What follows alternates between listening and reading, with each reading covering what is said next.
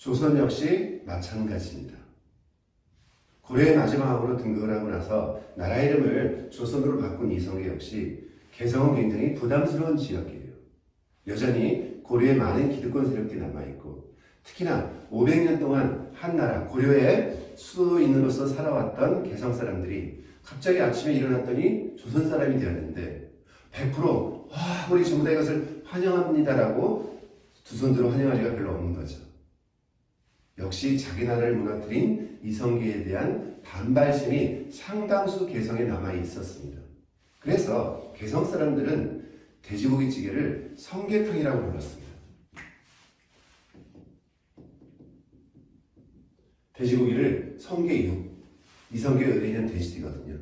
그래서 그들은 돼지고기를 어떻게 끓이냐면 도마에 고기를 넣고 이렇게 써는 것이 아니라 손으로 찢어발기를 집어넣습니다. 그만큼 싫다는 거죠. 이런 마음이 남아있고 또 뭡니까? 설날 우리는 가래떡 긴 걸 먹지만 개성 사람들은 조랭이 떡국을 먹습니다. 조랭이란 말이 뭡니까? 조랭이란 말이 전주시목을 비트는 거죠.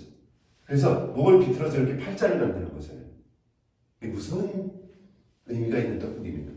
그러니까 이런 정서가 개성에 남아있으니 여기서 계속 임금으로 산다는 건 이성계에게 굉장히 부담스러운 일입니다. 그러니까 당연히 뭘 하겠습니까? 새로운 나라는 새로운 도읍을 얻어야 된다. 그래서 수도를 옮기려고 고민하기 시작을 하는 거죠. 기득권을 피해서 새로운 도시로 가자. 그러나 천도는 생각보다 쉽지 않았습니다. 태조실록에 보면 도읍을 옮기는 일은 경들도 원하지 않을 것이다. 이렇게 태조가 이야기를 하고 있습니다.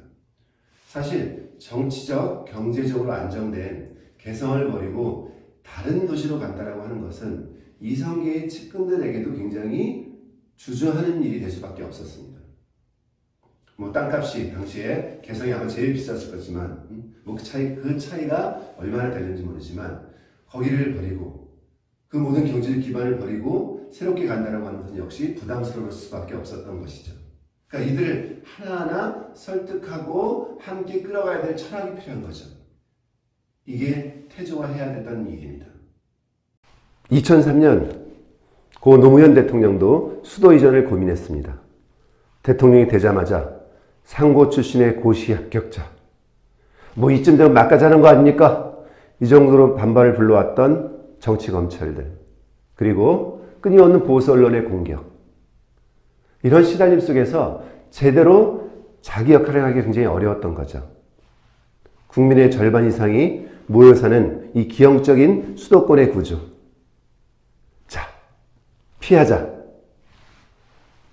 당대 강남 사람들, 법조계 사람들, 그리고 서울대 출신들. 자, 이들을 피해서 가자. 이 기득권을 피해서 새롭게 출발을 하자. 그러나 그의 꿈은 좌절됐습니다. 성문법을 공부했던 사람들에게 관습법이라고 하는 놀라운 아이디어를 제출한 기득권에 의해서 발목을 잡혔던 거죠.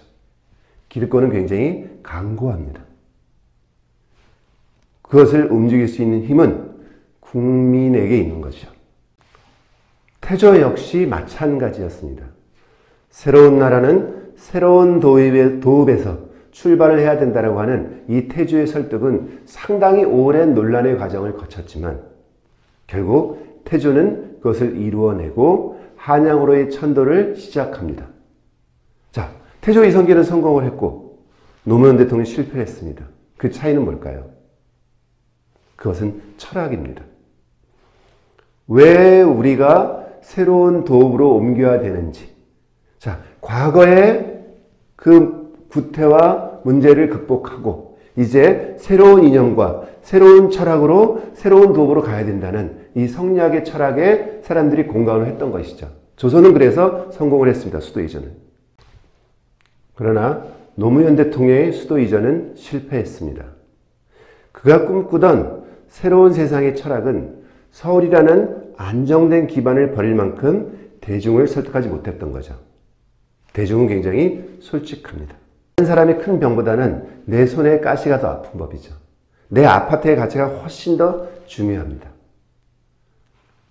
그들을 설득하기 위한 철학. 여전히 최근에 수도 이전에 관한 이야기가 나오자마자 세종시의 땅값이 폭등했다는 기사가 매일 쏟아져 나오는 것처럼 조선은 500여 년간 청백리, 대제학의 이야기가 명문가의 중시로 꿈꿨는데 우리는 여전히 해마다 새해 인사로 가장 많이 떠오르는 말이 부자 되세요입니다. 자, 이것을 넘어서지 못했던 거죠. 자, 그러나 조선은 성리학이라는 이념으로 왜 우리가 새로운 수도에서 출발해야 하는지를 설득해내고 태조는 그 꿈을 이뤄냈습니다. 이제 그 꿈을 경복궁에 담아가기 시작하는 거죠. 한양으로 천도를 결정한 이성계는 1394년 9월에 권중하, 심덕부, 남원, 정도전 이들을 먼저 한양에 보내서 새로운 도시에 궁궐, 종묘, 도로 이런 것들을 어떻게 설치할지를 설계하도록 시킵니다. 근데 묘하게도 당시 권중하가 나이가 70대, 심덕부가 60대, 정도전이 50대, 남원이 40대야. 그러니까 묘하게도 70, 60, 50, 40 각각의 세대가 보고 있는 관점을 좀 모아내려고 했던 것 같습니다. 지금 따지면 뭐죠? 세대 간의 소통의 관점을 가졌던 것이죠. 그럼 그들은 어디에서 이런 설계를 하려고 했을까요? 아마 정확히 어딘지 모르겠지만 아마 지금의 광화문 광장 정도가 되지 않을까요? 그쯤에서 궁궐의 터를 바라봤을 것 같습니다. 우리는 지금 경복궁을 보기 위해서 대부분 지하철 3호선 경복궁역 옆으로 나와가지고 5번 출구 나와서 경복궁 옆구리를 통해서 이렇게 들어오지만 사실 경복궁이 어떻게 자리 잡았는지를 가장 잘 보기 위해서는 세종문화회관 앞 혹은 광화문광장의 이순신 장군 동상 정도에서 바라봐야만 됩니다. 그 자리에서 보게 되면은 경복궁이 있고 그 뒤로 백악산이 있고 그 뒤로 북한산의 보현봉이 보입니다. 그리고 북한산의 보현봉을 따라 쭉 가게 되면은 결국 우리 산맥은 다 하나로 연결돼서 어디까지? 백두산까지 연결되어 있는 거죠. 역으로 얘기한다면 백두산 전기가 흘러서 여기까지 와 있다는 뜻입니다. 그리고 그 전기를 받고 앞에 궁궐을 지은 거죠. 그래서 그 위치에서부터 천천히 들어가다 보면은 궁궐이 점점 가까워지면서 우리가 어떤 마음으로 뒤에 산을 두고 앞에 집을 지었는지를 궁궐을 지었는지가 한눈에 들어오게 됩니다. 경복궁의 자리를 이해하기 위한 첫 번째 방법은 바로 어디서부터 경복궁을 들어갈 것인가입니다. 그리고 도평의 사사에서는 다음과 같이 수도 건설의 원칙을 밝힙니다. 자, 종묘는 봉조종. 그래서 종묘는 조상을 잘 모시고 공경하는 것이고 궁궐은 시존엄. 궁궐은 나라의 존엄을 밝히는 것이고 성곽은 엄내외. 내를 단단히 안과 밖을 구분해서 국방을 튼튼히 하는 것이다. 이렇게 밝히는 거죠. 그래서 우리는 이 새로운 도시 한양에 궁궐을 짓고 조상을 모시는 종묘를 짓고 그 다음에 토지의 신과 땅의 신, 농사 짓는다니까 그들을 모시는 사직을 만들고 그래서 종묘와 사직을 두고 그리고 궁궐을 짓고 그리고 나서 성곽을 둘러싸아서 수도의 모습을 딱 밝히는 거죠. 자, 재밌는 것은 태조 3년의 기록입니다. 불령노민, 백성을 괴롭히지 않기 위해서 여러 절의 중도를 모아다가 관청에서 옷과 먹을 것을 줘서 공사장에 나가서 일을 하게 한다. 그러니까 당대의 새로운 조선의 건국 세력들이 불교와 중도를 어떻게 평가했는지가 보이는 대목이죠. 그들을 다 데려다가 백성을 괴롭히지 않기 위해서 그들을 다 데려다가 공사를 시켰던 거죠.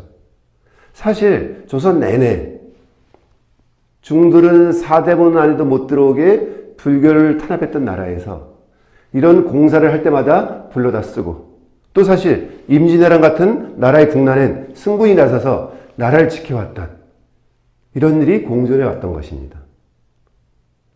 어쨌든 불령노민, 백성을 괴롭히지 말아야 된다. 왜?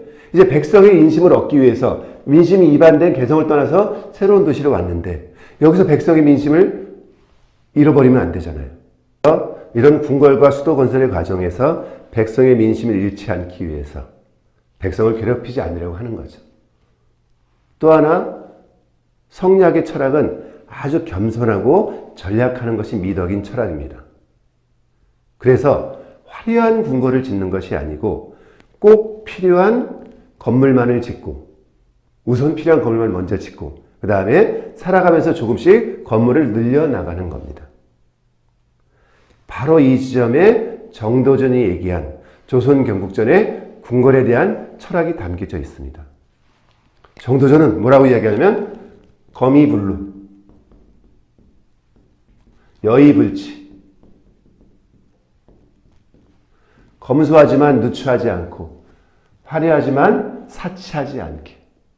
그래서 오늘날 조선의 궁궐이 외국에 조금만, 우리가 유럽령 같은 데 가서 보시는 조그만 봉건 영주의 성도 굉장히 화려한데 그렇게 생각보다 화려하지 않습니다. 그렇다고 해서 아주 누추하지도 않은 거죠. 그래서 이 거미불로와 여의불치, 화의불치의 이 정신은 사실은 삼국사기에도 나옵니다. 삼국사기 백제 온조왕편에 보면은 백제가 한성에 새로운 궁궐을 지었는데 거미불루, 검소하지만 누추하지 아니하고 화의불치, 화려하지만 사치하지가 않더라. 2000년 전에 한성 백제가 어떻게 궁궐을 지었는지 하는 그 정신이 1500년 후에 조선에 똑같이 반영이 되었던 거죠. 거미불루, 화의불치.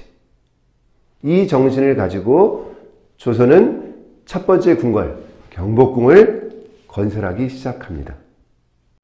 사실 이 거미불루, 화의불치라는 말은 생각만큼 쉽지 않습니다. 검소한데 누추하지 않고 화려한데 사치하지 않다? 사실 그 경계는 굉장히 어려운 일이죠. 최근에는 관공서에서도 거미불루, 화의불치를 많이 얘기하지만 사실은 실천하기가 굉장히 어려운 개념입니다. 2005년도에 충북 괴산군에서 세계에서 가장 큰 솥을 만들어서 기네스북에 올리겠다고 높이가 2m, 지름이 5m, 둘레가 17m짜리 가마솥을 만들기 시작했습니다. 근데 만들던 과정에서 뒤늦게 알게 된 것이 이미 호주에 그보다 더 큰 가마솥이 있다는 걸 알게 돼버렸던 거죠.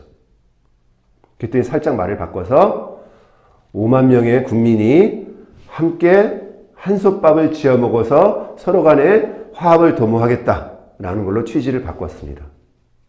근데 정작 만들어 놓고 났더니 애물단지로 전락을 했습니다.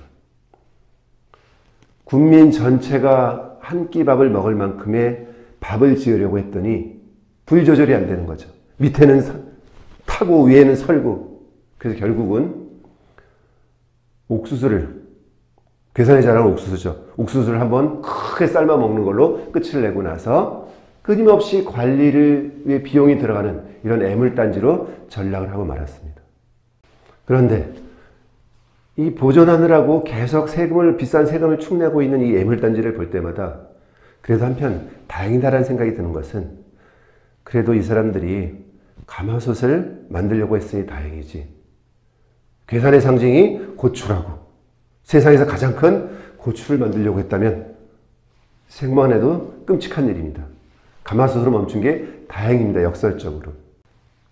자, 후대에 우리가 이런 실수를 범하는데 조선시대의 정도전은 그러지 않았던 거죠. 그 이유는 딱 하나입니다.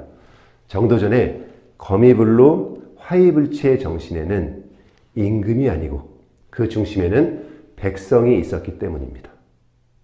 자, 이제 다음 시간에는 이들이 어떤 마음으로 근정전을 짓고 건물을 지어 나갔는지 근정전으로부터 들어가 보도록 하겠습니다.